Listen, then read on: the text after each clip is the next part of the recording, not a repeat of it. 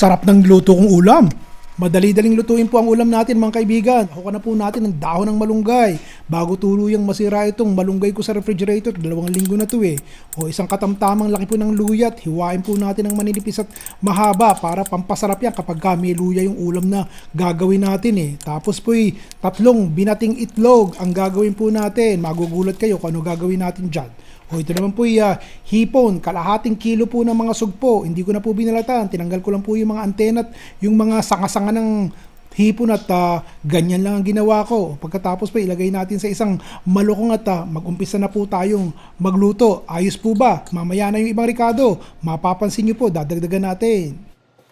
Sa isang katamtamang laki po ng kawali, painit po tayo ng 3 kutsarang mantika. Ilagay na po natin itong 5 pirasong bawang, isang malaki-laking sibuyas. Pagkatapos po lagyan na po natin ng ating luya na hiniwa po ng maninipis. Pag mabango na yan, ilagay na po natin ang ating kamatis. Dito po sa ulam na ating ginagawa, kinakailangan talagang lutong-luto ang kamatis. So, ligisin nyo talaga at lamasin nyo ng syanse hanggang sa talagang magkaluray-luray na bago po natin ilagay yung ating susunod na rikado.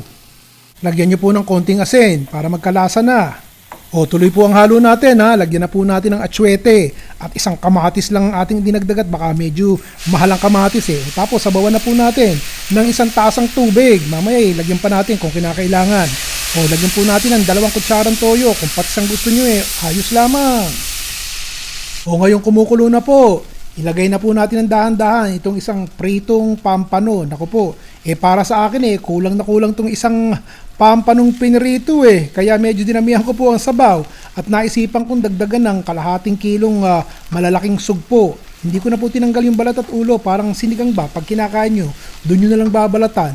Sandaling-sandali lang po yan, mga 2 minuto lang Lagyan na po natin ng extra na sabaw at parang matutuyo O tapos po ilagyan natin ng konting paminta at takpan na po natin at hayaan nating malutong tuluyan yung ating sugpo.